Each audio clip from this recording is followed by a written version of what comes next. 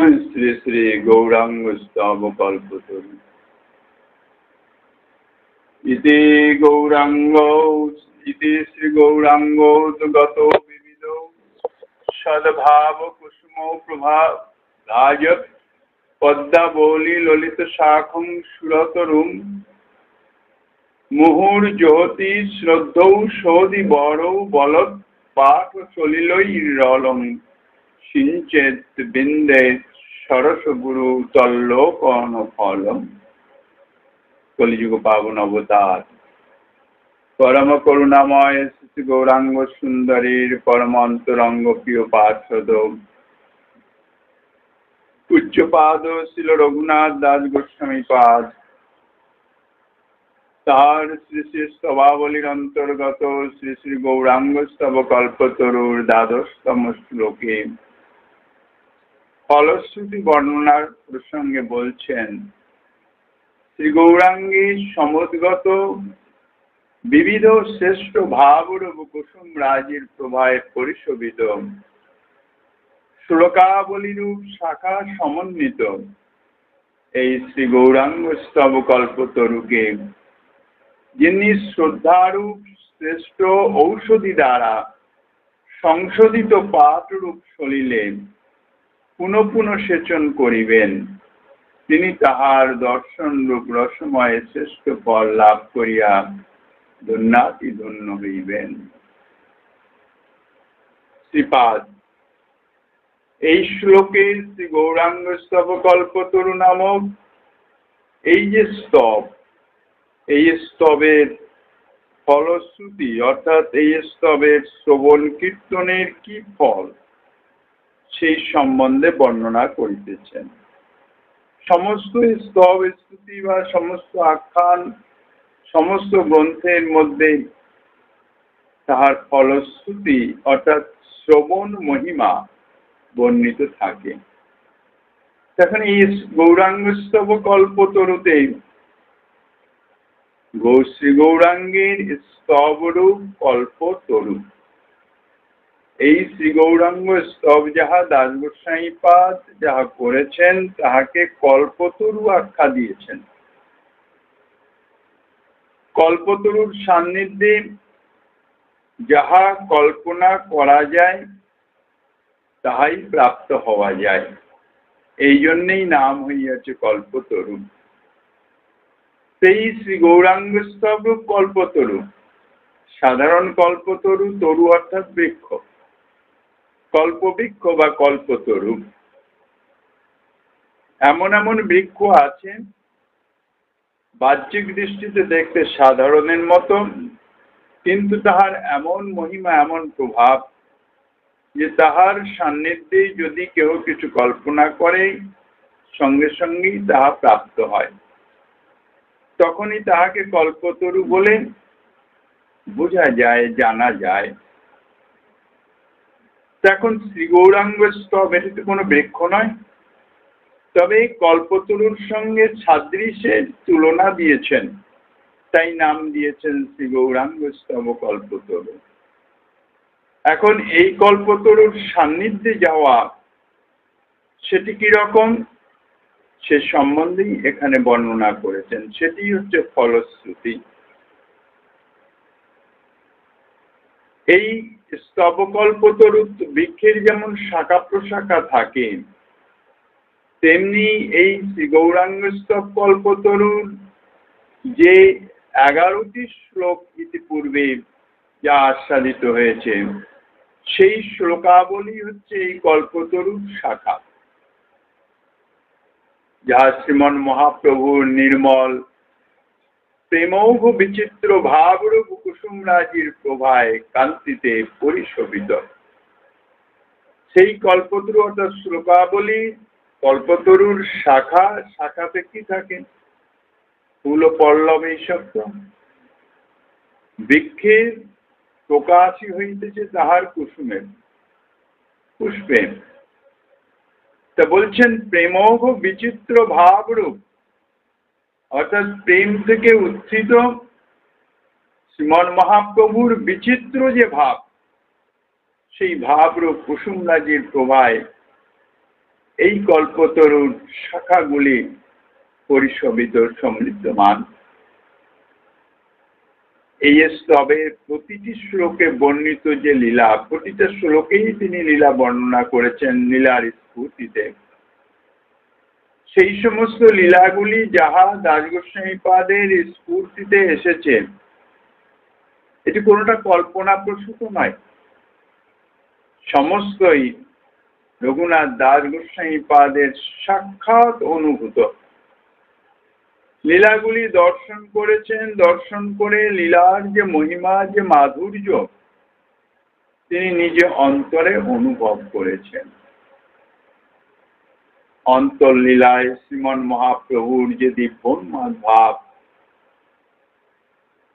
পরিপূর্ণভাবে রাধা ভাবাবিষ্ট হয়ে রাধা প্রেমরস অর্থাৎ রাধা ভাবে কৃষ্ণ প্রেম মাধুর্য আস্বাদনের নিমিত্ত তিনি সদা সর্বদাই অন্তর্মুখী থাকতেন। তো শ্রী গৌরাঙ্গ সুন্দরের এই যে অত্যাদ্ভুত চেষ্টা, শ্রী রাধার দিব্যোন্মাদ যে ভাব, সেই ভাব থেকেই তার সমুদ্ভূত। রাধা ভাবে এমন ভাবে তিনি বিবাহিত হয়ে গেছিলেন, কেন রস আস্বাদন করতে হবে, তো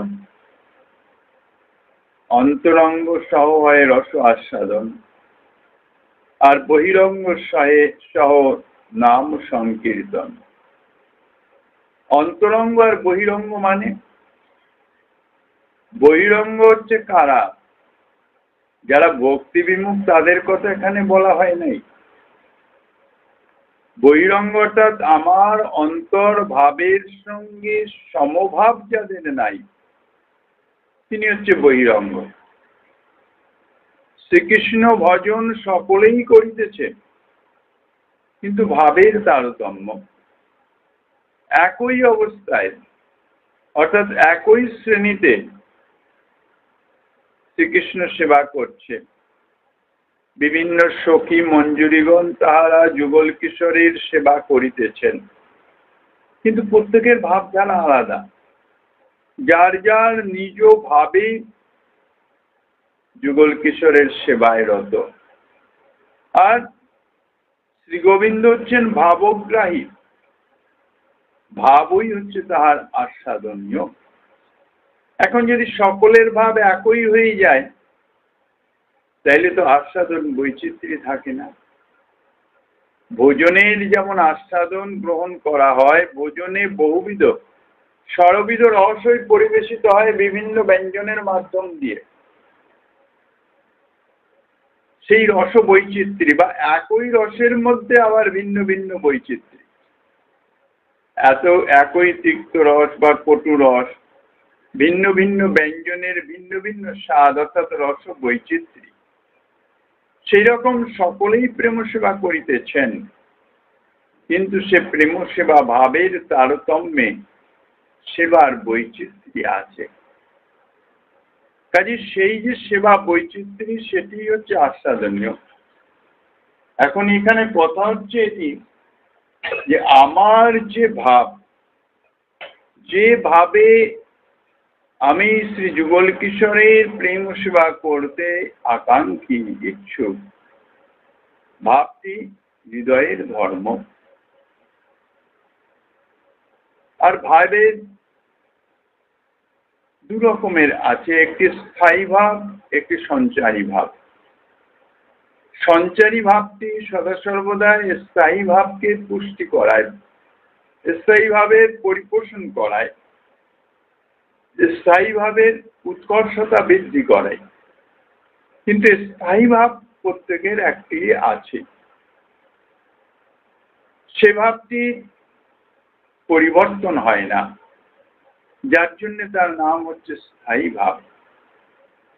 বিভিন্ন সঞ্চারী ভাব এসে সেই স্থায়ী ভাবের সঙ্গে মিলিত হয়ে রস বৈচিত্র্য অথবা আস্বাদন বৈচিত্র্য লাভ করে। তা প্রত্যেকের সেই রকম নিজ নিজ একটা স্থায়ী ভাব আছে। সেই ভাবের সাদৃশ্য যার আছে, একইভাবে তিনি হচ্ছেন অন্তরঙ্গজন। তানার কাছে ভাবের কথা বলতে হয় না, ইঙ্গিতে, দর্শন মাত্রেই, অর্থাৎ একটু আচরণের মাধ্যমেই সেটি অনুভূত হয়ে যায়। সেখানে কোনো বাগবিন্যাস নাই, কেননা ভাবে ভাবে তো এক।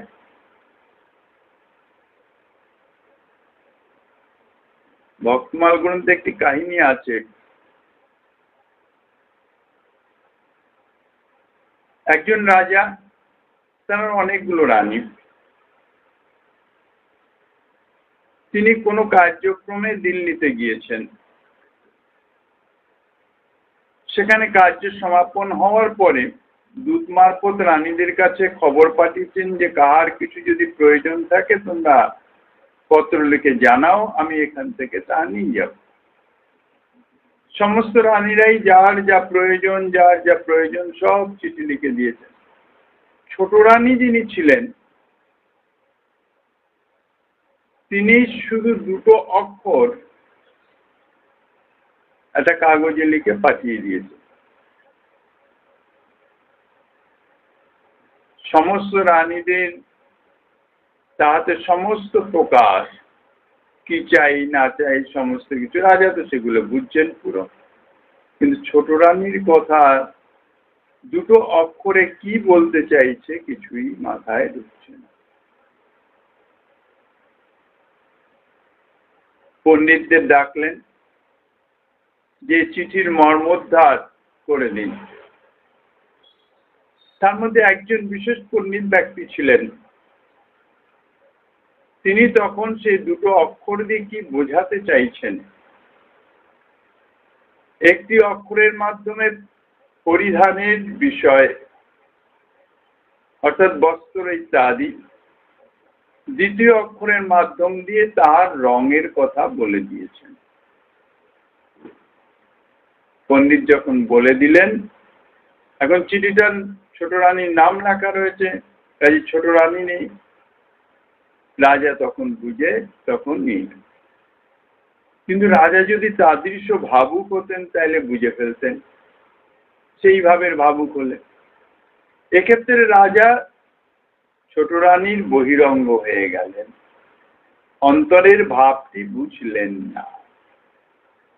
তো এই জন্যেই শ্রীমন মহাপ্রভু শেষ 12 বৎসর বহিরঙ্গ নিয়ে এমনি আস্বাদন করেছেন, কিন্তু অন্তরঙ্গ নিয়ে যে রসাস্বাদন করেছেন সেই অন্তরঙ্গ জন স্বরূপ দামোদর গোস্বামী রায় রামানন্দ, আর সেই অন্তরঙ্গ সেবায় সর্বদা রত রঘুনাথ দাস গোস্বামী পাদ। মহাপ্রভুর প্রতিটি লীলা, প্রতিটি ভাব, প্রত্যেকটি বাণীর অর্থাৎ প্রত্যেকটি কথা দিব্যন্মাদ দশায় প্রলাপ বাক্য, সমস্ত দাস গোস্বামী পাদ অনুভব করেছেন, প্রত্যক্ষ অনুভূত, আর তাহা অনুভব করে হৃদয়ে আনন্দে পরিপ্লুত হয়ে যেত। এখন মহাপ্রভুর অদর্শনে সেই মহাপ্রভুর সেই সমস্ত লীলার স্মৃতি মন্থনে এক একটি লীলা হৃদয়ে স্ফূর্তি প্রাপ্ত হচ্ছে, আর তিনি আনন্দ সাগরে ভাসমান হয়ে যাচ্ছেন। কাজেই তাঁর এই যে শ্রী গৌরাঙ্গ স্তব কল্পতরুর যে শ্লোকাবলী, তার অনুভবগত প্রত্যেকটি শ্লোকের মধ্যে প্রভুর যে লীলার বর্ণনা করেছেন তাহা তাঁর অনুভূত, তত্ত্বত অনুভূত। ব্রজে অস্তি সন্ধি বিয়োগ, কুর্মাকৃতি ইত্যাদি যে অনুভব সমূহ, যাহা শ্রী রাধারানীতেও ব্যক্তরূপে প্রকাশিত বা দৃষ্ট হয় নাই। মাথুর বিরহে শ্রীমতী রাধারানীর দিব্যোন্মাদ দশা প্রাপ্ত হয়েছিল, সেই কৃষ্ণ বিরহ সেই রস শ্রীমন মহাপ্রভু আস্বাদন করেছেন গম্ভীরাতে।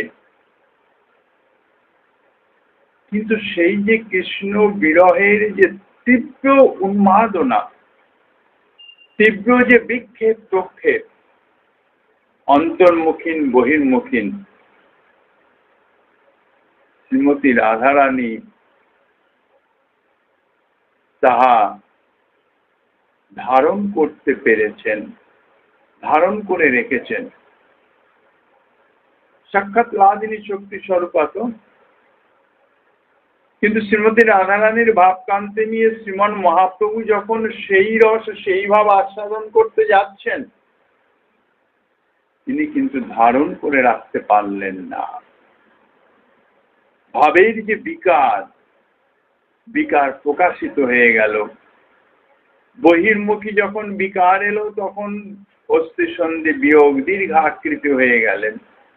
অন্তর্মুখী বিকার এলো কুর্মাকৃতি হয়ে গেলেন।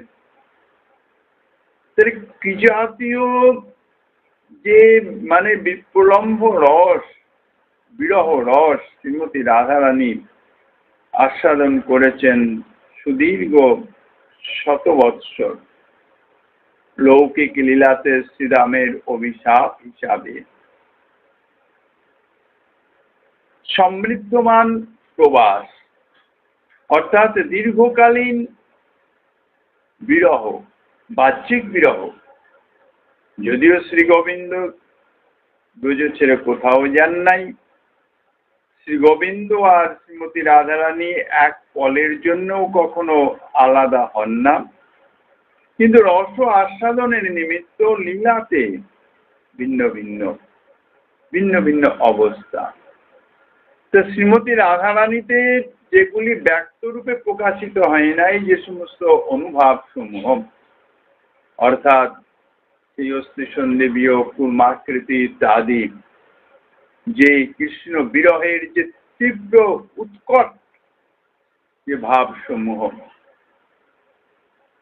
শ্রীমন মহাপ্রভুতে তাহা সুব্যক্ত হয়েছে। এই জন্যে কবিরাজ গোস্বামীপাদ তিনি বলেছেন যে যাহা কোনো শাস্ত্রে গ্রন্থে কোথাও যাহা বর্ণিত হয় নাই, যাহা কারো মুখে শোনা যায় নাই, সেই সমস্ত ভাবাবলী সমস্ত শ্রীমন মহাপ্রভুর তিনি সাক্ষাৎ প্রকাশ করে দেখিয়েছেন। কেন ইতিপূর্বে তো কারো হয় নাই, জানবে কি করে? শাস্ত্রে বর্ণনা আসবে কি করে? এসব তো শাস্ত্রের বর্ণনার কথা নয়, এগুলো তো অনুভব বেদ্য বিষয়। অস্থি সন্ধি বিয়োগ বা কুর্মাকৃতি দেখলে লোকে ভীত সন্ত্রস্ত হয়ে যাবে।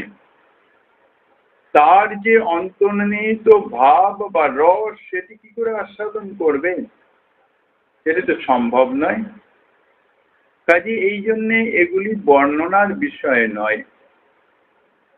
তাদৃশ অন্তরঙ্গজন সহ ইহা শুধুমাত্র আস্বাদনীয়, যা শ্রীমন মহাপ্রভু গম্ভীরাতের স্বরূপ দামোদর রায় রামানন্দের সঙ্গে সুদীর্ঘ 12 বৎসর কাল আস্বাদনে মগ্ন হয়েছিলেন। তাই তো কবিরাজ গোস্বামীপাদ বলেছেন, কাহা নাহি শুনি যে যে ভাবের বিকার, সেই ভাব হয় প্রভুর শরীরে প্রচার। কোথাও যে সমস্ত ভাবের বিকারের কথা শোনা যায় নাই, কারণ শ্রীমতী রাধারানী তো প্রকাশ করেন নাই। তিনি তো ধৈর্য ধারণ করে একই দিব্যোন্মাদ অবস্থায় চিত্রজল্প শ্রীমতী রাধারানী চিত্রজল্পের মাধ্যমে কিছু প্রকাশ করেছেন, কিন্তু তার অনুভব জনিত শারীরিক যে বিকার প্রাপ্ত সেটি তিনি প্রকাশ করেন নাই। কেননা কৃষ্ণ বিরহের যাহা কিছু সমস্ত শ্রীমতী রাধারানীর সম্পত্তি। কেন এটা তো প্রেমের সম্পত্তি। প্রেম না থাকলে তো তার বিরহ কোন রকম গন্ধই নাই, বিরহের তাপ সে অনুভব করতে পারে না। প্রেম যত তীব্র যত গভীর হবে, বিরহের তাপও তত তীব্র তত গভীর হবে। তার কৃষ্ণ প্রেম একমাত্র ভান্ডারী হচ্ছেন শ্রীমতী রাধারানী। তিনি যেভাবে কৃষ্ণ বিরহ আস্বাদন করবেন, বিরহ রস বলা হয়েছে, রস হইতেছে আস্বাদনীয় বস্তু, এবং শাস্ত্রে এমন বর্ণিত আছে যে মিলন রস অপেক্ষা বিরহ রস আরো অধিক আস্বাদনীয়, আস্বাদন চমৎকারিত্ব। বলছেন মুখ জলে না যায় তেজন, যেন তপ্তইক্ষু চর্বণ মুখ জলে না যায় তেজন। এমন আস্বাদন চর্বণ করিতেছে, চর্বণ করিতে মুখ জ্বলে যাচ্ছে, কিন্তু এমন রস আস্বাদন করছে যে সেটা ত্যাগ করতে পারছে না। আমাদের কোনো যদি ভোজ্য বস্তু কিছু মুখে গ্রহণ করি, যদি মুখে জ্বালা অনুভব হয়, তিক্ত কটু কোন রকম আস্বাদন অনুভব সঙ্গে সঙ্গে ফেলে দিই। কিন্তু এখানে বলছে মুখ জ্বলে যাচ্ছে ঠিকই, কিন্তু জিহ্বায় এমন একটা অভূতপূর্ব আস্বাদন হচ্ছে যে সে ত্যাগ করতে পারছে না, কেননা আস্বাদন চমৎকারিত্ব। তো সেই জন্যে এই যে কৃষ্ণ প্রেম, যে প্রেমের মাধ্যমেই এই বিরহ রস আস্বাদন হয়, যাকে বিপ্লম্ব রস বলা হয়, সম্ভোগ থেকে বিপ্লম্ব রসের এই জন্য মহিমা অধিক। শ্রীমতী রাধারানী তা প্রকাশ করেন নাই। ব্রজের ধন ব্রজেই ছিল, অতি সংগোপনে শুধুমাত্র অন্তরঙ্গ কয়েকজন সখীবর্গের সঙ্গে কথঞ্চিত শ্রীমতী রাধারানী প্রকাশ করেছিলেন। কিন্তু শ্রী গোবিন্দ তো এই স্বরূপে, এই অবতারে কলির জীবকে ধন্যাতি ধন্য করবার জন্যে, সর্বশ্রেষ্ঠ বস্তু দান করবার জন্য অবতীর্ণ হয়েছেন। যোগ্যাযোগ্যের কোনো বিচার নাই, কেননা যদি যোগ্যতা বিচার করতে হয় তাহলে যে বস্তু প্রভু দিয়েছেন এ বস্তুর কার কথা।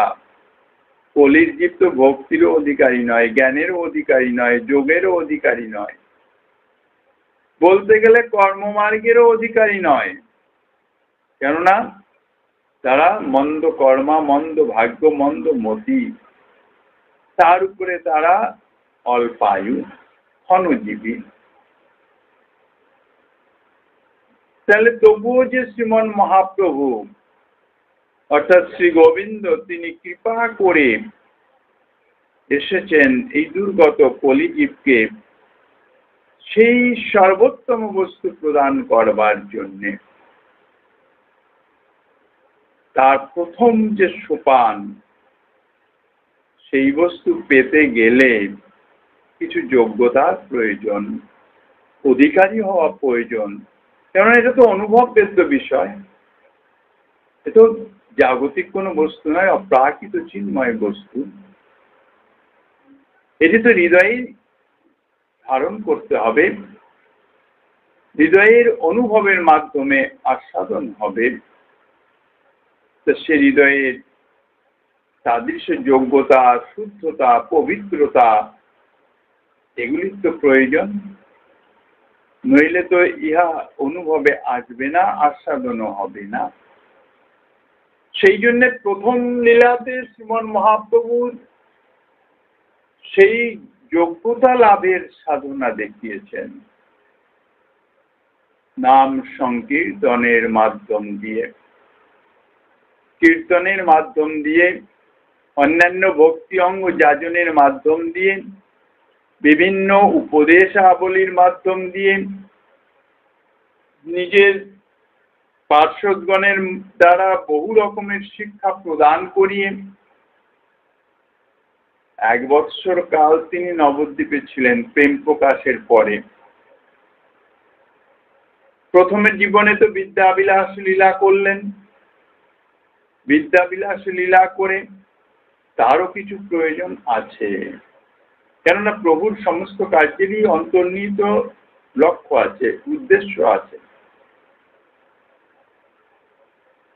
প্রভু বিদ্যা বিলাস অর্থাৎ বিদ্যা অর্জন করেছেন, জড়জাগতিক বিদ্যা।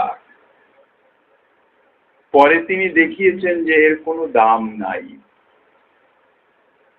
পারমার্থিক বিদ্যা লাভ করতে গেলে জড়জাগতিক বিদ্যার কোনো প্রয়োজন হয় না।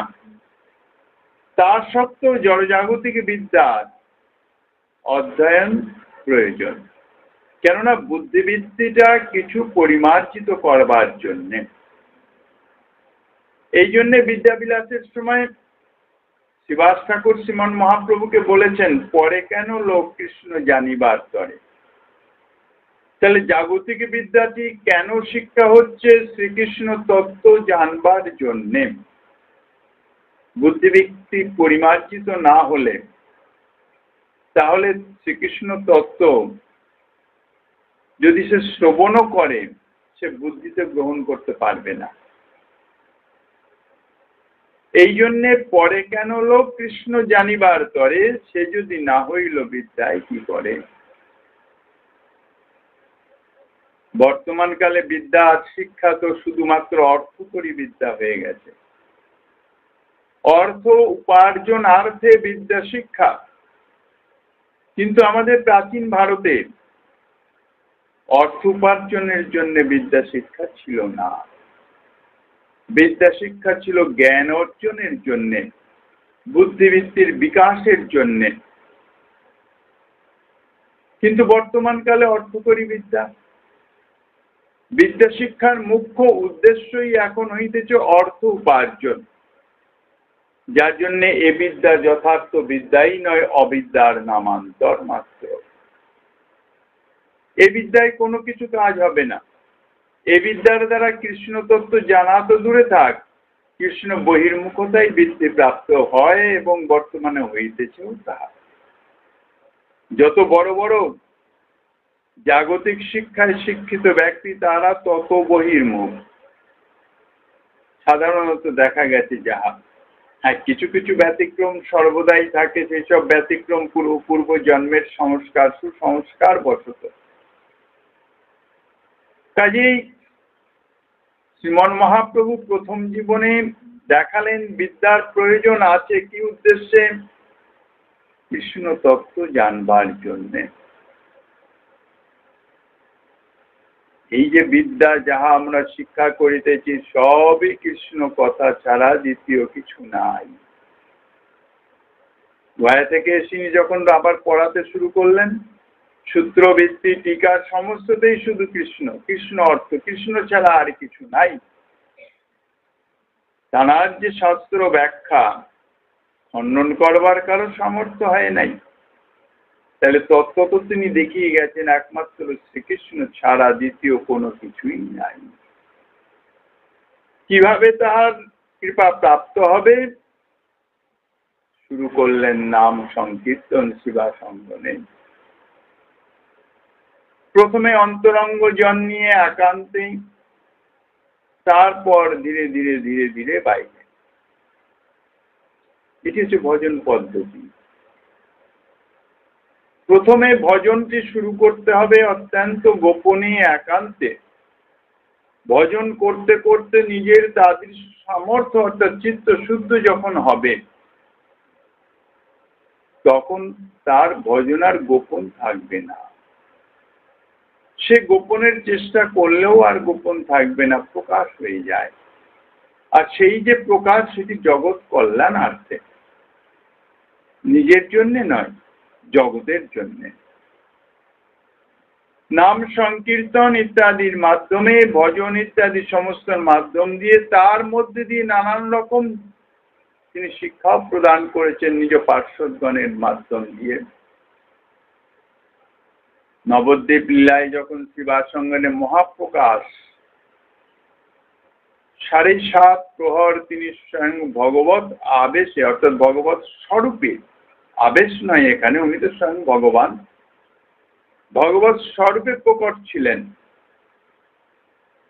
স্বয়ং ভগবান যে তিনি, তাহার প্রমাণ হচ্ছে শ্রীমন মহাপ্রভুর পার্শ্বদগণের মধ্যে ভিন্ন ভিন্ন ভগবত স্বরূপের উপাসক ছিলেন। মুরারিগুপ্ত শ্রী রাম উপাসক, কেহ শ্রী নৃসিংহ উপাসক, এইরকম সমস্ত।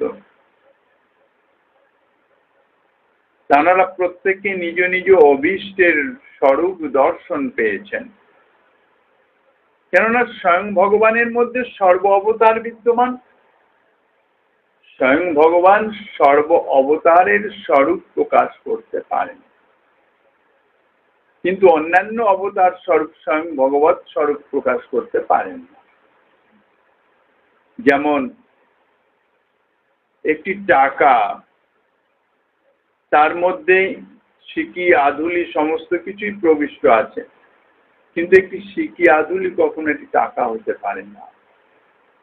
এইখানেই অংশ কলা ইত্যাদির ভেদ, আর স্বয়ং ভগবৎ তার ভেদ।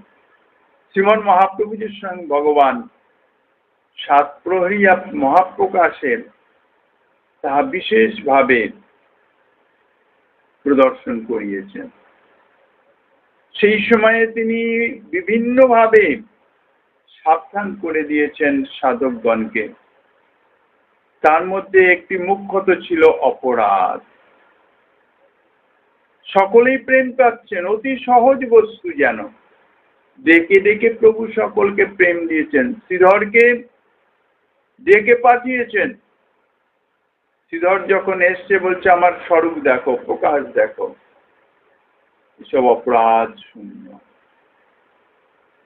নিরপরাধ না হলে ভগবত দর্শন কার কথা, ভগবানের কিছু অনুভবই হয় না। সকলেই প্রাপ্ত হয়েছেন, শিবাসঙ্গনে সকলেই আছে। কেননা প্রভু যখন সংকীর্তনে যেতেন, পার্শ্বদগণ তো থাকতেন অন্তঃপুরের মাঝে, পার্শ্বদের পত্নীগণ, গৃহিণীগণ, বৈষ্ণব গৃহিণীগণ, তাহারা শক্তি স্বরূপিণী, তাহারাও বিরাজ করতেন। তাহারাও অন্তরাল থেকে দর্শন করতেন প্রভুর নিত্য কীর্তন ইত্যাদি। সকলকেই প্রভু ডেকে ডেকে প্রেম দিয়েছেন, কিন্তু সচিমাতাকে তখনও প্রেম দেন নাই। জগৎ জননী সচিমাতা, স্বয়ং ভগবানের মা। শ্রীবাস পণ্ডিত যখন বললেন প্রভু মাতাকে প্রেম দান করেন, মাতাকে তো এখনো প্রেম দান করেন নাই। প্রেম দান অর্থাৎ প্রেম এমনই একটা আস্বাদনীয় বস্তু, একটা প্রেমানন্দ, অদ্ভুত আনন্দে ভেসে যায় অন্তরে যদি সেই প্রেম প্রকাশিত হয়। প্রেম তো স্বতঃসিদ্ধ সব প্রকাশ, এটা তো কোনো বাহ্যিক বস্তু নয় যে হাতে ধরে দিয়ে দিলাম।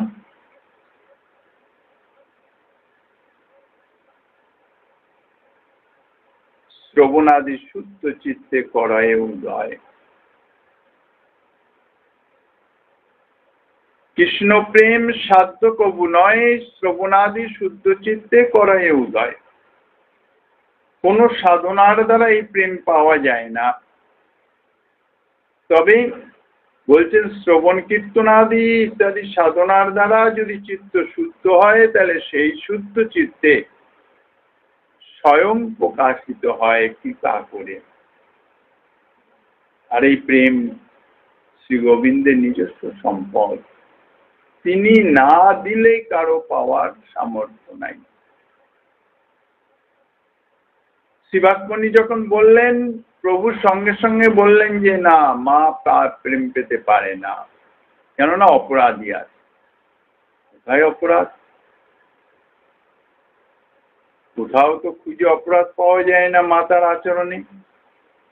মাতা অত্যন্ত স্নেহবৎসল, সাধুবৎসল, এমন ভাবে সাধু সন্ন্যাসীর সেবা করতেন যে ঈশ্বর কৃপাত আসার পরে সচিমাতা তানাকে এমন ভোজন করিয়েছিলেন, খুব তৃপ্ত হয়েছিলেন। নবদ্বীপে যে কোনো সাধু সন্ন্যাসী আসুক, সচিমাতা সেবা করতেন। রান্না করে প্রসাদ পাওয়াতেই যেন উনি বেশি সুখী। আর জগৎজননী স্বয়ং ভগবানের মাতার অপরাধ হতে পারে, কিন্তু লোক ও শিক্ষার্থে যে অপরাধ কত ভয়ঙ্কর বস্তু আর কত সূক্ষ্মতার গতি, সেটি জানাবার জন্য বললেন শ্রী অদ্বৈতের নিকটে মাতার অপরাধ আছে। মাতার সঙ্গে অদ্বৈতের সঙ্গে কোন রকম বাদ বিবাদ প্রতিবাদ তো কার কথা দেখাই হয় না, বলতে গেলে অপরাধ কি করে হবে? বলে দিলেন, অদ্বৈত আচার্য তো উপস্থিতি হলেন, মাতার অপরাধ আমারই, অসম্ভব, আপনি এ কথা কি করে বলছেন? কিন্তু বললে কি হবে? প্রভু তো লোকশিক্ষার্থে এসছেন না, ভবিষ্যতের সাধকগণকে সাবধান করবার জন্যে। বিশ্বরূপ যখন সন্ন্যাস গ্রহণ করে চলে গেলেন, বিশ্বরূপ অন্য কোথাও যেতেন না, অদ্বৈত আচার্যের সবাই যেতেন, ভাগবত শ্রবণ পঠন ইত্যাদির মাধ্যমে সময় অতিবাহিত করতেন। সারাদিন অদ্বৈত আচার্যের সবাই থাকতেন, রাত্রিতে আসতেন ঘরে, আবার পরদিন সকালে চলে যেতেন। ভগবত কথা রস প্রসঙ্গের আনন্দে তিনি থাকতেন। যখন বিবাহের উদ্যোগ, জগন্নাথ মিশ্র পিতা মাতা তারা বিবাহের উদ্যোগ করা শুরু করলেন, তখনই উনি ঘর ত্যাগ করে চলে গেলেন। কেননা পিতা মাতার আদেশ লঙ্ঘন করতে পারবেন না, আর বিবাহের কোনো প্রশ্নই নাই। সূচিমাতা জগন্নাথ মিশ্র অত্যন্ত দুঃখী হলেন, কিন্তু নিমাই তাদের দুঃখ সামলে দিয়েছিলেন। বলে, চিন্তা কি, বংশের কেউ যদি সাধু সন্ত হয়, সন্ন্যাসী হয়, সে তো বংশেরই উজ্জ্বল, বংশ উদ্ধার হয়ে যায়, তোমাদের চিন্তা কি, আমি তো আছি। পরবর্তীকালে যখন শ্রীমন মহাপ্রভু সেই অদ্বৈতের সভায় যাওয়া শুরু করলেন, তখনই সচিমাতা সিঁদুরে মেঘ দেখলে যেমন ভয় হয়, তাদের ভীত সন্ত্রস্ত হয়ে গেলেন।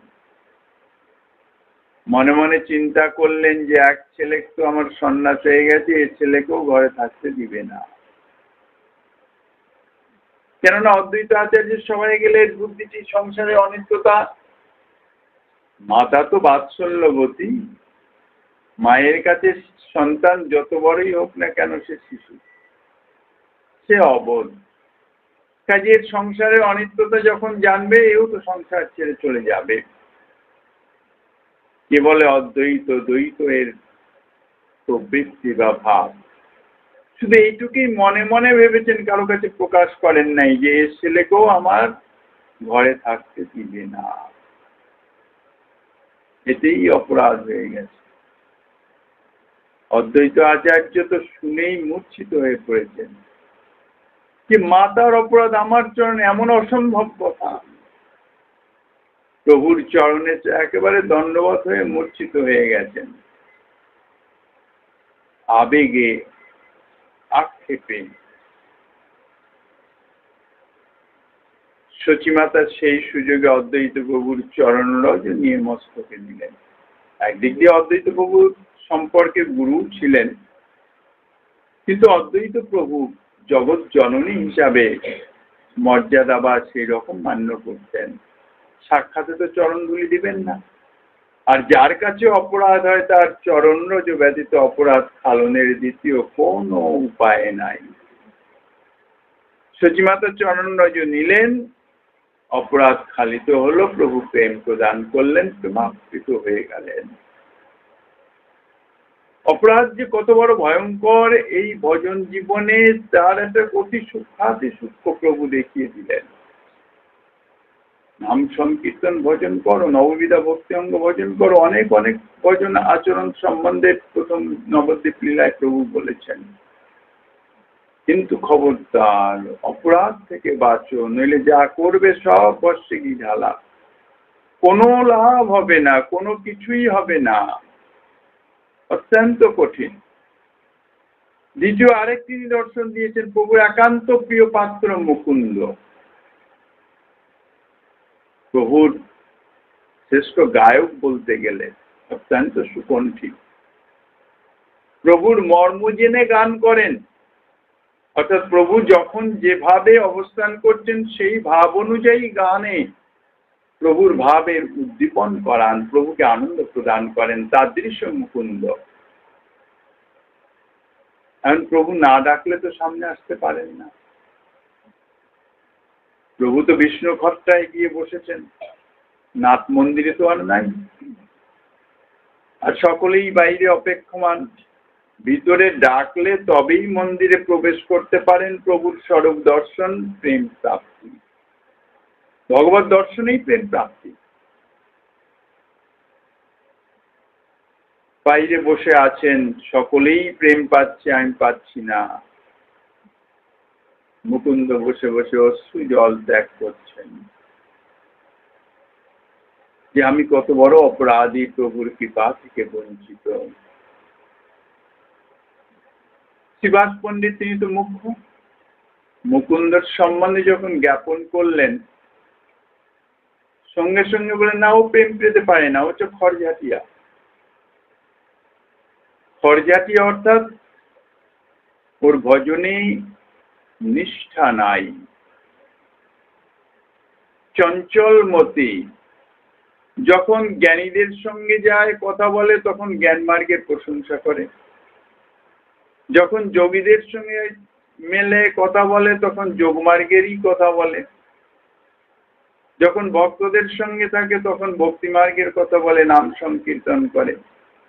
অর্থাৎ ভজনের যদি একান্ততা না থাকে তাহলে সে প্রেম প্রাপ্তি হতে পারে না, প্রেম পেতে পারে না। এই জন্যেই এই শুদ্ধা ভক্তিকে একান্তি ভক্তিও বলা হয়েছে। একান্তি ভক্তির নিদর্শন অম্বরীশ মহারাজ। স্বয়ং ভগবান শ্রী গোবিন্দ তিনি পরীক্ষা করবার জন্য এসছেন অম্বরীশ মহারাজের নিকটে, দেবরাজ ইন্দ্রের স্বরূপে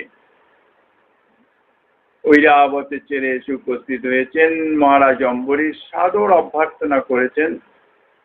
যথাযথ অভ্যর্থনা করার পরে দেবরাজ ইন্দ্র অত্যন্ত সন্তুষ্ট, বলছেন রাজা আপনার সেবায় আমি অত্যন্ত সন্তুষ্ট, তৃপ্ত হয়েছি, বর নাও। দেবতাগণ তাদের বরদানের অধিকার আছে, সামর্থ্য আছে, তাদের সেবা করলে বর প্রাপ্ত হওয়া যায়। বর দান করাই দেবতাদের ধর্ম। মহারাজ অম্বরীশ করজোড়ে বলছেন আমি তো আপনার থেকে বর নেব না, কেননা আমার কোনো প্রয়োজন নাই। বলছেন না আমি তোমার সেবায় সন্তুষ্ট, আমি বর দিতে চাচ্ছি, তুমি নেবে না কেন? তোমাকে নিতে হবে, আমার কথা তো মিথ্যা হবে না, আর বর না দিয়ে তো আমি যেতে পারি না, কিছু না কিছু তোমাকে দিতেই হবে। তোমার থেকে আমি সেবা গ্রহণ করেছি, বিনিময়ে আমাকে তো কিছু দিতে হবে। অম্বরীশ করজোড়ে বলছেন যে আমার কিছুরই প্রয়োজন নাই, আমি তো কিছু নিব না। যদি আমার কিছু প্রয়োজন হয়, আমি তো অনাথ নই, আমি তো সনাথ, আমার প্রভু আছেন, আমার যা প্রয়োজন আমার প্রভুর থেকে আমি নেব, অন্য কারো থেকে তো আমি নিতে পারি না। দেবরাজ অত্যন্ত ক্রোধান্বিত হয়ে গেলেন, কেননা ফিরিয়ে দিচ্ছেন, এটা অপমান কথা, তুমি আমায় অপমান করছো, আমি কিন্তু তোমাকে বজ্র প্রহার করে মেলে ফেলবো, কিছু না কিছু আমাকে দিতে হবে, আমি কিন্তু তোমাকে বজ্রাঘাত করব। অম্বরীশ মহারাজ করজোড়ে দাঁড়িয়ে বলেন স্বচ্ছন্দে করুন, কিন্তু তবুও আমি আমার প্রভু ছাড়া দ্বিতীয় কাহারও নিকট থেকে কোনো কিছুই গ্রহণ করতে পারি না। তাহলে প্রস্তুত হও। আমি প্রস্তুত। অবনত মস্তকে করজোড়ে প্রভুর চরণ চিন্তায় রত হয়ে গেল। কিছুক্ষণ অতিবাহিত হয়ে গেল। অম্বরীশ মহারাজ চিন্তা করছেন এখনই বজ্রাঘাত হবে, অর্থাৎ বজ্র পড়বে, আমার প্রাণ চলে যাবে, কিন্তু কিছুই হচ্ছে না। কোথায় বজ্র, কোথায় কি, কোনো কিছুই নাই। কিছু যেন বর্ষিত হচ্ছে, দেখছে পুষ্পবৃষ্টি হচ্ছে। চোখ মেলে তাকাচ্ছেন, কোথায় দেবরাজ, কোথায় ঐরাবত, স্বয়ং গোবিন্দ দাঁড়িয়ে আছেন। অম্বরীশ মহারাজ করজোড়ে বলছেন প্রভু আপনি তো জানেন আমার কথা, আপনি তবু কেন এ ধরনের পরীক্ষা করেন? বলেন আমি তো জানি, জগৎবাসী তো জানে না একান্ত ভক্তিটি কি বস্তু। তাদের জানাবার উদ্দেশ্যে এইরকম লীলা আমাকে করতে হয়। ভক্তের মাধ্যমে, ভক্তের চরিত্রের মাধ্যমে জানাতে হয়। তাহলে এতাদৃশ একান্ত ভাবনাপন্ন না হলে, একান্তি না হওয়া পর্যন্ত সেই শুদ্ধ প্রেম তো সুদূর পরাহত। একান্তির কথা, আমরা তো যেখানে যা পাই সেখানেই ছুটি, এটি পাওয়ার জন্য, এটি লাভের জন্য, ওটি লাভের জন্য। এটি যে শুদ্ধাভক্তির কত বড় বিঘাত। আসলে শুদ্ধাভক্তিতে যে কি বস্তু সে সম্বন্ধেই আমাদের কোনো জ্ঞান নাই, কোনো অনুভবই নাই, যার জন্য আমাদের প্রাপ্তির ভান্ডারেও শূন্য। অতীব কঠিন, অতীব শুদ্ধাভক্তি। শ্রীমন মহাপ্রভু নিজে আচরণ করিয়ে, নিজের পার্শ্বগণের মাধ্যম দিয়ে দেখিয়ে দিয়ে গেছেন সমস্ত কিছু, কিন্তু তবুও আমরা তাহা গ্রহণ করতে পারি না, অনুসরণ করতে পারি না। বলছেন খরজাটিয়া মুকুন্দ, অর্থাৎ এই জাতীয় ভাব যাদের আছে তারা প্রেম পেতে পারে না। মুকুন্দ তো আসলে খরজাটিয়া নয়, তো প্রভুর নিত্য পার্শ্বদ। এগুলি আমাদের জন্যে লীলার মাধ্যমে দেখিয়ে গেছেন। কতদূর প্রত্যাশা, ভগবানের উপর কতদূর বিশ্বাস, কতদূর প্রীতি। মুকুন্দ বাইরে থেকে সবই শুনছেন, প্রভু তার ছোট আসতে বলছেন না। মুকুন্দ বলছেন যে শ্রীবাস ঠাকুর, প্রভুর নিকটে একটু জিজ্ঞাসা করেন, আমি কি কোনোদিন প্রেম পাবো না? প্রভু তো শুনছেন, শ্রীবাস পণ্ডিত শুধু মাঝখানে অবস্থান করছেন, এখন আর কিছু বলার নাই। প্রভু বলছেন যে হ্যাঁ, ও পাবে কোটি জন্ম বাদে। তো কোটি জন্ম বাদে পাবো, এটি প্রভুর শ্রীমুখের বাণী, সত্য স্বরূপ প্রভু, মিথ্যা হবার নয়। তাহলে পাবো তো বলে মুকুন্দ সঙ্গে সঙ্গে আনন্দে লাফাতে লাগলেন। আরে কোটি জন্ম, কত কোটি জন্ম গেছে, আরো যাবে, তার জন্য গেছে, পাবো তো অবশ্যই। এই যে দৃঢ় বিশ্বাস, প্রভুর বাক্যের প্রতি এই যে দৃঢ় বিশ্বাস, এর অন্তর্নিহিত ভাব আরো বিস্তার ব্যাপক ভাবে অনুভব করলে আরো ব্যাপক। তাহাতেই মুকুন্দের সমস্ত দোষ দূরীভূত হয়ে গেছে, প্রভু সঙ্গে সঙ্গে ডেকে প্রেম দিয়েছেন। এরকম কত কোটি কোটি লীলা, কত কিছু আছে, কত লীলা করেছেন প্রভু। মুখ্য উদ্দেশ্য, শেষ নীলাচল লীলায় প্রভু যে প্রেম আস্বাদন করেছেন, সেই প্রেম প্রাপ্ত হতে গেলে আগে পাত্র আধার তৈরি করতে হবে। সেই রকম আধার না হলে, অর্থাৎ নাম সংকীর্তনের মাধ্যমে অপরাধ আদি থেকে বেঁচে শুদ্ধভাবে ধীরে ধীরে ধীরে ধীরে নিজের চিত্ত শুদ্ধ হয়ে গেলে তবে সেই প্রেম প্রাপ্তির যোগ্যতা হবে। সেই প্রেম প্রাপ্ত হওয়ার পরেও সেই প্রেমে যে চরমতমটা কি, সেটি প্রভু নীলাচল লীলায় দেখিয়ে দিয়েছেন। এই সমস্ত দিব্যোন্মাদ দশায়, দিব্য ভাবে, দিব্য দিব্য লীলার মাধ্যমে যা দাস গোস্বামীপাদের এই গৌরাঙ্গ স্তব কল্পতরুর প্রথম 11টি শ্লোকে যাহা বর্ণনা করেছেন, তাই বলেছেন যে শ্রী গৌরাঙ্গের বিচিত্র ভাবরূপ কুসুম রাজি শোভিত এই শ্লোকাবলী, যাহা এই কল্পতরুর শাখা রূপে বিদ্যমান। এই শ্রী গৌরাঙ্গ স্তব কল্পতরুকে বারবার সিঞ্চন করতে হবে। সিঞ্চন করলে তবেই তো তার মাধ্যম থেকে সেই কুসুম বিকশিত হবে, প্রস্ফুটিত হবে, তাহার সৌরভ আস্বাদন হবে। তো সেটি কিভাবে হবে? দাস গোস্বামীপাদ তাহাও বলেছেন, এই যে বিচিত্র ভাব সম্বলিত কুসুম রাজি শোভিত যে শ্লোকরূপ শাখা সমন্বিত এই যে কল্পতরু, তাহাতে সিঞ্চন করতে হবে। কিভাবে? শ্রদ্ধা ও বিশ্বাসের সঙ্গে। শ্রী গৌরাঙ্গের দর্শন রূপ শ্রেষ্ঠ রসময় ফল লাভে তিনি ধন্যাতি ধন্য হবেন। শ্রদ্ধা বিশ্বাসের সঙ্গে যিনি পুনঃ পুনঃ পাঠ করবেন, শ্রবণ করবেন, তাইলে এই যে সিঞ্চন, অর্থাৎ ভক্তির মুখ্য বস্তুটি হচ্ছে শ্রদ্ধা বা বিশ্বাস।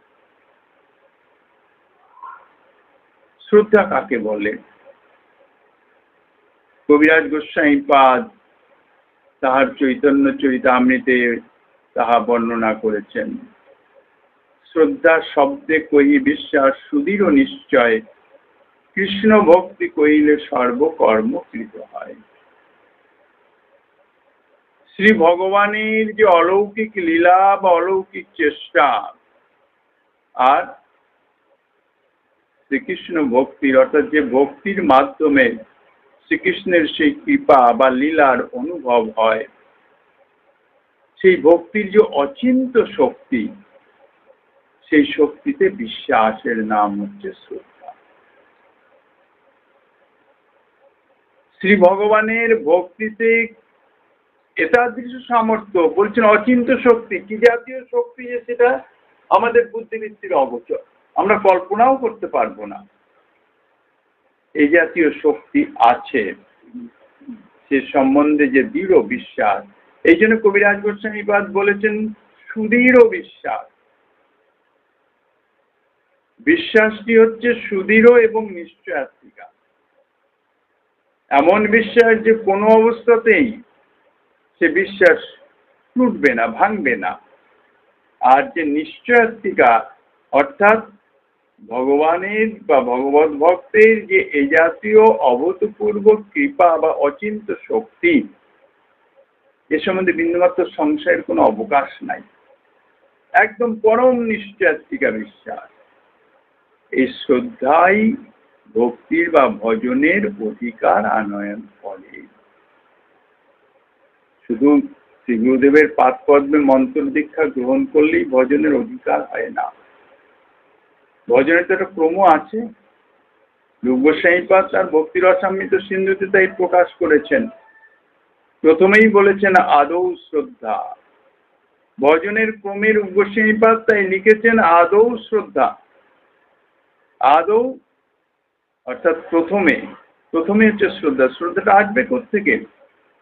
আদৌ প্রথমে সাধুসঙ্গ শাস্ত্র শ্রবণ দ্বারা শ্রদ্ধা, তদর্থ বিশ্বাস। প্রথমে যে সাধুসঙ্গ অর্থাৎ সাধু সঙ্গের মাধ্যমে যে ভগবত কথা আদি শ্রবণ, সেই শ্রবণে ভগবত কথা যাহা কিছু শ্রুত হলো তৎসম্বন্ধে, তাহার সত্যতা সম্বন্ধে যে বিশ্বাস, তাই হচ্ছে শ্রদ্ধা আনয়ন করবে। সৎসঙ্গে শাস্ত্র শ্রবণ করত শ্রী ভগবান এবং ভক্তির অচিন্ত এবং অলৌকিক শক্তিতে অটুট বিশ্বাস, তার নামই হচ্ছে শ্রদ্ধা। যে বিশ্বাস কখনো কোনো অবস্থাতেই ভঙ্গ হবে না, টুটবে না, ছিন্ন হবে না, কোন রকম সংশয় আসবে না। সংশয়াত্মিকা বিনশ্যতি, গীতাতে শ্রী ভগবান পরিষ্কার বলেছেন। বিশ্বাসের মধ্যে যদি কিঞ্চিত একটু সংশয় এসে যায়, যেটা কি হবে, এটা নাও হতে পারে, কি হবে, কি মানে একটু আভাস যদি সংশয় আছে, তাইলে কিন্তু আর হবে। এই জন্য বারবার বলেছেন অটুট বিশ্বাস। আর এই শ্রদ্ধা হচ্ছে ভক্তি সাধনার একদম প্রথম পাদপীঠ। সেই জন্য বলছেন আদৌ শ্রদ্ধা তত সাধু সঙ্গ, তত ভজন ক্রিয়া। প্রথমে শ্রদ্ধাটি হবে সাধু সঙ্গের মাধ্যমে ভগবত কথা, ভক্ত কথা ইত্যাদি শ্রবণ করতে করতেই যখন চিত্তে বৃত্তি অর্থাৎ চিত্তের যে কামনা কলুষতা কথঞ্চিত মার্জিত হবে, কিছু পরিষ্কার হবে, তখন এই ভগবত কথা, ভক্ত চরিত্র ইত্যাদিতে একটু একটু করে বিশ্বাস আসবে। সেটাকেও শ্রদ্ধা বলেছেন, সেটি হচ্ছে কোমল শ্রদ্ধা। তারপরে বলেছেন আবার দ্বিতীয় স্তরটি বলেছেন সাধুসঙ্গ, অত আদৌ শ্রদ্ধা তত সাধুসঙ্গ। অর্থাৎ প্রাথমিক যে মানে সাধুসঙ্গ মাধ্যমে যে শ্রদ্ধা উৎপন্ন হচ্ছে, সেটি শ্রদ্ধা সহকারে নয়। ভগবত কথা হচ্ছে, আরে এখানে কি হচ্ছে, যাই একটু শুনি তো দেখি, এরকম ভাবে সাধুর সঙ্গে সাধু মুখে ভক্ত কথা, ভগবত কথা ইত্যাদি শ্রবণ করতে করতে চিত্তে ধীরে ধীরে একটু মার্জিত হলো। যদি বর্ষা হতে থাকে, বর্ষার জলধারা যদি প্রবাহিত হতে থাকে তাহলে তো ময়লাগুলো ধুয়ে নিয়ে যাবেই, এটা তো স্বাভাবিক। তেমনি ভগবত কথা তাদৃশ অমোঘ শক্তি চিত্ত দর্পণ মার্জিত করবেই। তো সেইভাবে শ্রবণ করতে করতে যখন চিত্ত দর্পণ কথঞ্চিত মার্জিত হচ্ছে, পরিষ্কার হচ্ছে, তখন তার যে কোমল শ্রদ্ধা আসছে, তখন সাধুর সঙ্গে তার একটু ইচ্ছা জাগবে, দেখি সাধুর সঙ্গে যাই, একটু মহাত্মার কাছে একটু ভগবত কথা শুনে আসি। সেটি হচ্ছে সাধু সঙ্গ। দ্বিতীয় স্তর, সাধু সঙ্গ করতে করতে সাধু মহতের কৃপাতে তাহার ভগবত ভজনের যে ইচ্ছা জাগবে, প্রবৃত্তি জাগবে, তখন হবে গুরুপাদাশ্রয়। তারপরে বলেছেন ভজন ক্রিয়া। আদৌ শ্রদ্ধা তত সাধু সঙ্গ অথ ভজন ক্রিয়া। ভজন ক্রিয়া অর্থাৎ তখনই হচ্ছে ভজন। ভজন করতে করতে ভজনে প্রবৃত্ত হলেই যে সে ভক্তির অধিকারী হবে তা নয়। ভক্তি হচ্ছে অপ্রাকৃত বস্তু। ভজন যখন আমি করছি তখন আমার চিত্ত অপ্রাকৃত হয় নাই, চিত্ত শুদ্ধ হয় নাই। কামনা কলুষতা অনাদি জন্মের চিত্তে আছে। ভজন ক্রিয়ার মাধ্যম দিয়ে সেই কামনা কলুষতা পরিষ্কৃত করে চিত্তকে সেই ভক্তি দেবীর অধিষ্ঠানের যোগ্য আধারে পরিণত করতে হবে। এটি হচ্ছে সাধনা। কেননা কৃষ্ণ প্রেম সাধ্য কবু নয়, কোন সাধনার দ্বারা কৃষ্ণ প্রেম পাওয়া যাবে না। সাধ্য বস্তু হলে তাকে সাধনার দ্বারা পাওয়া যায়, সাধ্য বস্তু নয় যখন সাধনার দ্বারা পাবে না, সেটি স্বপ্রকাশ তত্ত্ব। যেটি যোগ্য অধিকারী, যোগ্য আধার দেখবে সেখানে, কেননা পরম করুণ, সেখানে স্বতঃস্ফূর্তভাবে প্রকাশিত হবে। তা সাধকের কাজটা কি? নিজেকে যোগ্য করে তোলা, আধারটা তৈরি করা, চিত্তকে শুদ্ধ করা। এই জন্য বলছেন তত ভজন ক্রিয়া অথ অনর্থ নিবৃত্তি। ভজন করতে করতে করতে করতে যখন অনর্থ নিবৃত্তি হবে, অনর্থ অর্থাৎ অনাদি জন্মের যে ভোগ বাসনা, শশক ভোগ বাসনা যে অনাদি জন্মের আছে, সেটি যখন দূরীভূত হয়ে যাবে, চিত্ত শুদ্ধ হয়ে যাবে, চিত্তে কোনো কামনা বাসনা ইত্যাদির লেশাভাস আর নাই, জড়জাগতিক ভোগ বাসনায় তার এসে গেছে বিরক্তি, পারমার্থিক ভগবত সেবা, ভগবত কথা, ভক্তি অঙ্গ যাজন, এতে হচ্ছে আসক্তি। তো চিত্ত শুদ্ধ হবে, তখনই বলছেন নিষ্ঠা, অথ নিষ্ঠা, তখন ভজন হবে নিষ্ঠা সহকারে। অর্থাৎ শ্রদ্ধাটি তখন চিত্ত শুদ্ধ না হওয়া পর্যন্ত শ্রদ্ধাটি পরিপক্ক হয় না। ভজনটা হচ্ছে ওইটাই। যত যত প্রতিকূলতা আছে, এই জন্যে 64 প্রকারের ভজনাঙ্গ বলেছেন। প্রথম 10টি গ্রহণাত্মক, দ্বিতীয় 10টি বর্জনাত্মক। এগুলোকে বিশেষভাবে অনুসরণ করতে হয়। করে যদি ভজনে রত থাকা যায়, ঠিকভাবে ভজন করতে থাকলে আস্তে আস্তে চিত্ত শুদ্ধ হবে। ভক্তি সাধনার প্রথমেই তাই শ্রদ্ধার প্রয়োজন। কবিরাজ গোস্বামী পাদ বলেছেন, শ্রদ্ধাবান জন হয় ভক্তি অধিকারী। শ্রদ্ধা যদি না হয় তাহলে তার ভজনের অধিকারই নাই। সে হাজার ভজন করুক না কেন, তাতে কি আছে, গায়ে মানে না আপনি মরণ। কিন্তু তার তাদৃশ শ্রদ্ধা যদি না জন্মে, সে ভক্তি সাধনার অধিকারী হয় না। ভক্তি শাস্ত্রের যথার্থ প্রতিটি শাস্ত্র, গুরু, সাধুবাণীতে যে নিশ্চয়াত্মিকা বিশ্বাস, বুদ্ধি, শুধু তাই নয়, নিশ্চয়াত্মিকা বুদ্ধি বা বিশ্বাস থাকলেই হবে না, নিজেকে তো তদ অনুসারে তৈরি করতে হবে। তাই যত্নের সঙ্গে তদর্থ অনুভবের চেষ্টা এবং তাদৃশভাবে নিজেকে তৈরি করবারও চেষ্টা। শুনে এলাম সমস্ত কিছু, সাধু ভক্তের চরিত্র ইত্যাদি, খুবই ভালো লাগলো, অতি উত্তম। কিন্তু আমি যে তিমিরে, সেই তিমিরে পড়ে রয়েছি। আমার যে দোষ কি আছে, কিগুলি প্রতিবন্ধক আছে ভজনের, সেগুলোকে বের করে সেগুলোকে দূর করার চেষ্টা তো করতে হবে। চেষ্টা করলে ভগবত কৃপা সেখানে ফলবতী হয়। নিজের সাধ্য নাই নিজেকে সংশোধন করা। অনাদি জন্ম সঞ্চিত ভোগবাসনা নিজের চেষ্টায় নিজে ত্যাগ করবে, কখনোই সম্ভব নয়।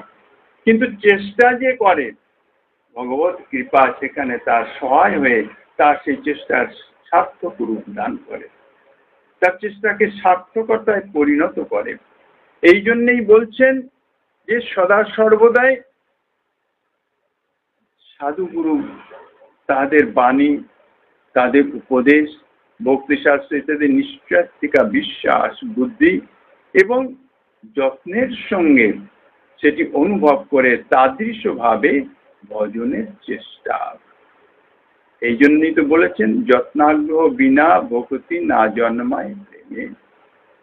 যত্ন এবং আগ্রহ ছাড়া কখনো ভক্তিও লাভ হবে না, প্রেম তো সুদূর করা হতো। শ্রীমন মহাপ্রভুর এই যে অচিন্ত লীলা, যা দাস গোস্বামী পাদ এই স্তব কল্পতরুতে বর্ণনা করেছেন, তাদের শ্রদ্ধা সহকারে যদি কেউ তাহা শ্রবণ কীর্তন ইত্যাদি করেন, তাহলে কি হবে?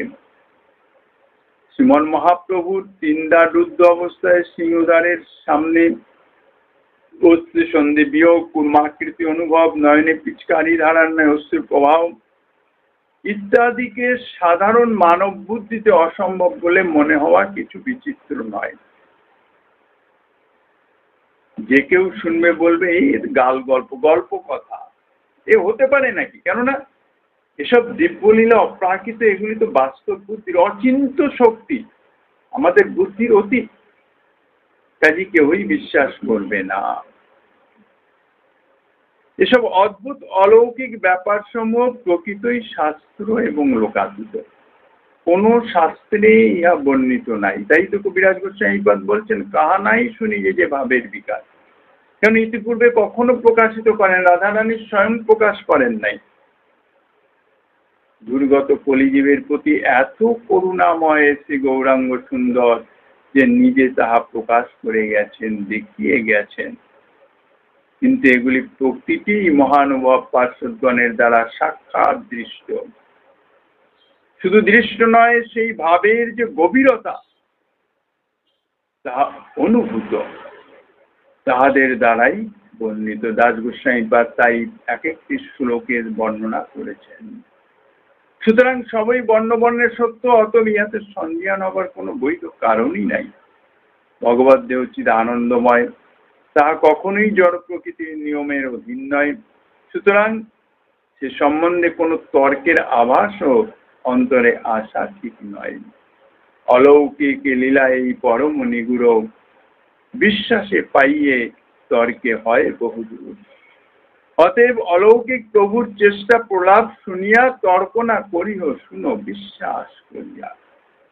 বিশ্বাস, সুদৃঢ় বিশ্বাস, তাহা থেকে শ্রদ্ধার উৎপত্তি, এবং ধীরে ধীরে শ্রদ্ধায় সেই সমস্ত ভজন জীবনে যদি লাগানো যায়, চিত্ত শুদ্ধ হলে অনুভবটা নিজের হৃদয়েও উপস্থিত হবে।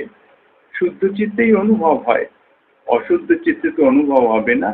চিত্ত দর্পণটি যখনই একদম পরিষ্কার হবে, দর্পণ পরিষ্কার হলে যেমন সম্মুখের বস্তু হাতে পরিষ্কার ফুটে ওঠে, ঠিক সেই রকম দর্পণ যদি ময়লা থাকে তাহলে তার সামনে যাই থাকুক কিছুই বোঝা যায় না। সেই রকম চিত্ত দর্পণকে পরিষ্কার করা, স্বচ্ছ করা, এটাই হচ্ছে সাধনা, এটাই হচ্ছে ভজন। সাধকের এই পর্যন্তই তার কর্তব্য, মানে তার দায়িত্ব। চিত্ত দর্পণকে যেভাবেও ঘষে মেজে পরিষ্কার করো, তাহলে তোমার সম্মুখে যা আসবে সবই তোমার পরিষ্কার ফুটে উঠবে, মানে কি তুমি অনুভব করতে পারবে, অনুভবের মাধ্যমে আস্বাদন অনুভব হবে। তাই তো বলেছেন ঠাকুর মশাই, মার্জন্য হে ভজন সাধু সঙ্গ অনুক্ষণ, অজ্ঞান অবিদ্যা পরাজয়। অজ্ঞান অবিদ্যারূপ যে কামনা কলুষতা চিত্তে আছেন, সেটি দূরীভূত হয়ে যাবে। মার্জনা করতে হবে, ঘষতে হবে। মার্জন করলে তবেই তো পরিষ্কার হবে। অনাদি জন্মের কামনা এমনি এমনি যাবে, সেটা তো যেতে পারে না।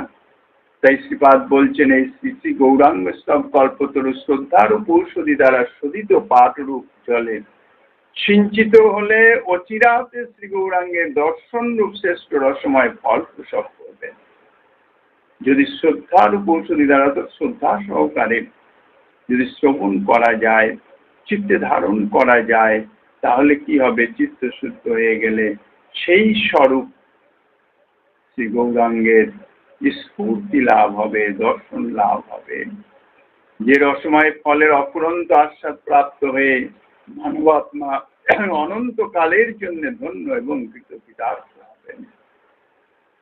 স্তবকল্প বৃক্ষ হয় ইহার আখ্যান, ইহা যেই পাঠ জলে সিঞ্চে ভাগ্যবান। শ্রদ্ধাসহ করে যেই পাঠ অবিরত, শ্রী গৌরাঙ্গ প্রেমে সেই হয় অনুমত। পঠনে শ্রবণে হয় বিঘ্ন বিনাশন, অচিরাতে পায় সেই শ্রী চৈতন্য চরণ। এতে শ্রী শ্রী গৌরাঙ্গ স্তবকল্পতরুর স্তম্ভিতকণা ব্যাখ্যা সমাপ্ত।